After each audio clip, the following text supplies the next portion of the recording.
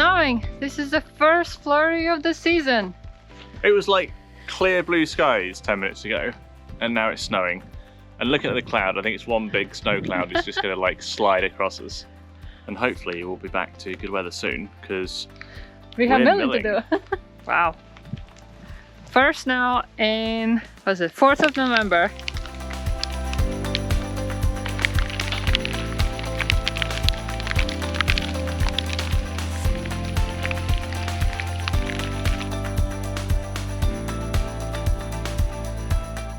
And just like that, a few minutes later, the snow is gone. It's another day at the property and today is cold. It is below freezing here, but we are layered up. It is a beautiful day, clear blue skies, no fog. I think it's only going to reach about 40 today though, so it is pretty chilly. So 2 days ago, we were on property and we started milling stickers and cans. Yeah, so if you don't know what stickers and cants are, as we build out our pile of sawn lumber, the stuff that we've cut on our sawmill, we need to stack it up to either air dry or, once we do have the solar kiln, stack it in the kiln. And there's a fairly specific way you need to stack lumber, and that's to leave gaps between it for airflow and also to make sure that it stays straight and flat. You don't want it to warp. Yeah. So to do that, we've made some cants, which are 4x4 pieces of wood. Just square piece of wood that everything sits on top of, and we can get those perfectly level. And then a ton of stickers. Yes. And the stickers are 1x1s, and they're just little spaces that will go between all the rows of things. I think we made about 50 stickers. Yep. And just under 10 cants, I think. Yep. And they are just here in a pile behind us. You can see they are, I guess, just starting to air dry a little bit. They're not going to air dry entirely before we finish, before we need them. But that's the first step. That is the first step. Ready. So we've got this pile of stickers and cants. We've made them out of spruce because we've got a ton of spruce that's going to come down. Although we ironically don't have that many spruce trees down right now. What we have a load of right now is pine, but we want to use that for some other things. We don't want to sort of waste that on these stickers and cants. Yeah.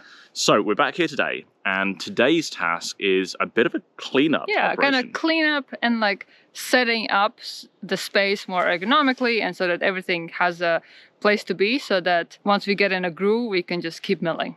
Yeah, we don't have a lot of cleared space, and we can't clear much more because we don't have the current use exemption through yet. But even if we could cut down some more trees, it would just be a forest floor. It wouldn't be sort of with the sub base on that we've got for the driveway here. It wouldn't be a firm surface, I guess. Yeah. So we're kind of limited in the space that we've got. And so today we're doing a bit of a tidy up to try and just move some things around so that we've got a much more structured layout. We've got a nice clean site here, so we've not got a load of mess. So that we can get with the tractor where we need to. Yeah, because we basically need to turn a big pile of logs into many piles of milled lumber. Yes. And so we need space for those. And we also need, we have logs scattered along the driveway, and we need to pick them up and bring up and pile them up in the pile as well. Yeah. So we need space for that. The plan for today is to do a bit of a tidy up. Like I say, Dinah is already working on an area that we can put all the kind of the scraps when we're milling logs. We have the bark and the offcuts and things. She's working on a couple of areas where that can go. Yep. And then I think I'll try to separate like complete kind of cutoffs and like 1/2-inch slabs that we take off while we make a cant. And those can be useful for creating other things. For example, kind of, I don't know, like layering them up on a firewood pile to protect from the rain a little bit.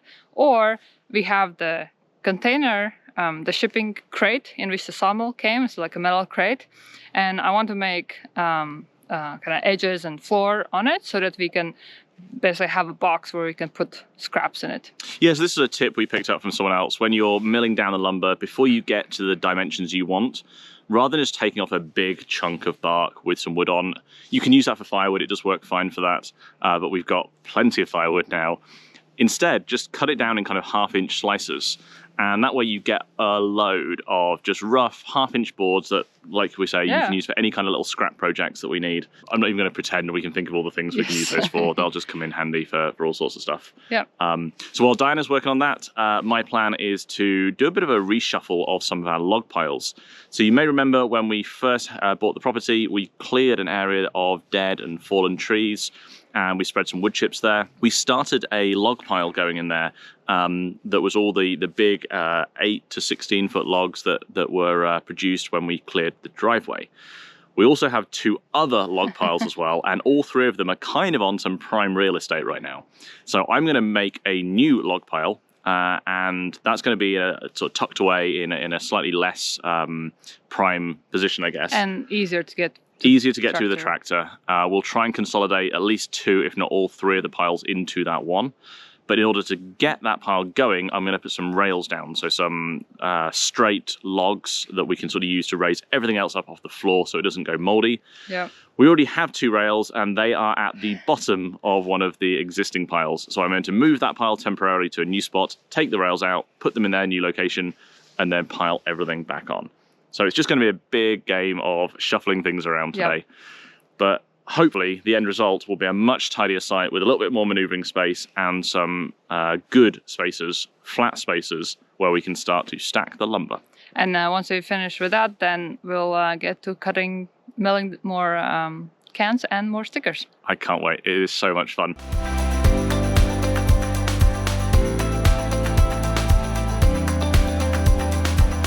We've decided to do 2 piles here. This first one is pine, with the exception of a couple at the back that I misidentified, which I actually think are maple. But yeah, we've got a pile of pine here, and there'll be another pile goes in over here later on. The pile here of the pine, we've got a lot of pine that's long, 17 feet or longer, and that's from where we have these real good straight logs that we thought we'll keep as long as we can. They are maxing out the tractor, so you can see a couple of these longer ones at the back. This one at the front here, that is about as much weight as our tractor can actually lift.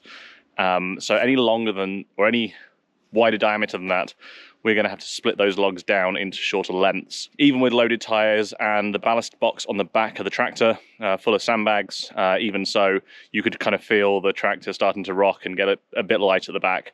So we really are pushing the tractor to the max with that.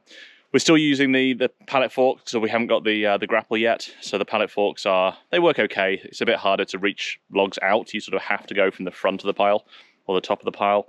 But generally it's working pretty well. So when we get to the bigger logs, we'll just get the chainsaw and cut those down to shorter sections first. There will be some. There's a couple in particular at the bottom of the big pile over there, including the 30-inch diameter one that we'll need to do something different with, because even in an 8-foot length, I don't think, well, I'm pretty sure we won't be able to lift that with our tractor, given what it's doing with the others. Plus, 30 inch is actually wider than our sawmill can deal with. So we haven't yet worked out what we're going to do with those. We've got a few options. We'll deal with those when we get there. While Matt was piling logs, here's what I did. So this is a shipping crate that the sawmill trailer came in. And I cut some of that 1/2-inch leftover material from milling and put it on the floor. And then I'll also build walls all around. So this is a box where we can put scrap material in. The plan now is to switch gears, and we're going to head over to the mill and mill some more spruce. One of the things that we have been experimenting with is kind of splitting the day into 2. Doing one activity before lunch and then a different one in the afternoon. And this afternoon, we're going to move over and start working on the sawmill, milling some more cants and stickers out of our spruce. And we'll mill enough to have to start one pile, and then we'll probably do more so that we have a second pile that's 16 foot long. Yeah, we're in this strange position where we don't actually have much spruce at the moment. So we're finding the logs we can, but until we start clearing this area, we haven't got much spruce. As soon as we start clearing, we're going to have all of the spruce. There'll be so much spruce. And so we're trying to use that now for stuff that's not kind of stuff we want to keep, or it's just like stickers and cants, because it's the one that we're going to have the most of later on. Yep. Let's get to it. Let's do it.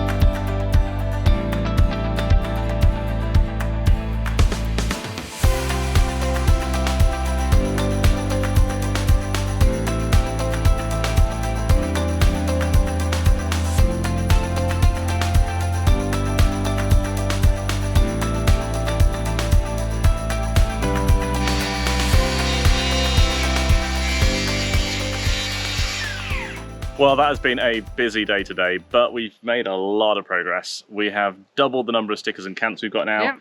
We are up over 100 stickers and 10 cants, plus the ones at the bottom of the pile there, so that's 13.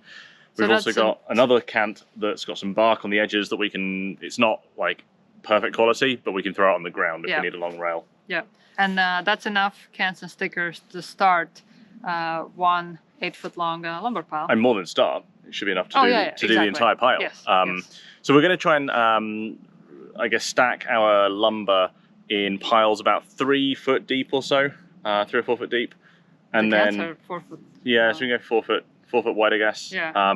4 foot tall. And then about 4 foot tall, and 8 foot long, obviously. And so there's a decent amount of lumber you can stack in a pile that big. Yeah. We're still kind of debating a little bit of how wide the spacers should be, and I guess how close the stickers should be. And I mean, the closer the better. So, you know, anywhere between 16 inches and 20 inches is what people are doing. So yeah, maybe we can try with 16 and yeah, see and we can mill new stickers easily enough if we need them. Yeah. But no, so really happy with the progress that we've made there with the stickers and the cants today. Also made some good progress. Dinah working on her box over there for the scraps, already in use, I see. Yep. And I've been moving some of the logs. Got most of the pine relocated into that pile. There is some more in here that's going to be trickier to move because it's going to require, I think, cutting in half before the tractor can move it. Yep. And then next time we're here, I'll do the hardwood pile and get the hardwoods piled up. Hopefully clear a good amount of the stuff here. And then we can head down the driveway and start pulling some stuff up from the sides there, which we just hadn't done until now because we didn't have anywhere to put it. Exactly. This is the kind of stuff that we find ourselves doing on the land at the moment. Just lots of little projects that are just slowly progressing us towards our goals. Really looking forward to when we have all the permits through and we can really start building next year. But for the time being, this is super, super good fun. So winter is coming. We already had first snow on the property. It's supposed to warm up a little bit, so hopefully we'll have, you know, some more, I mean, still days where it's cold in the mornings, like above. It's a balmy 40 degrees or so right now. It's in the middle of the day. In the morning, it's about the freezing. So we still have lots of stuff to do before the winter comes. Hopefully we get to it. Hopefully winter does not come too early. No, but the property is looking really good. We'll do another video showing what the property looks like in winter so you can see that as well. But for now, I really hope you've enjoyed this video, watching us milling some wood and sorting out some of our lumber here. And if you are enjoying these videos and you haven't done so already, make sure to subscribe and follow us on our journey as we build our dream home here in Vermont on about 40 acres of raw land. Thanks for watching and see you in the next video.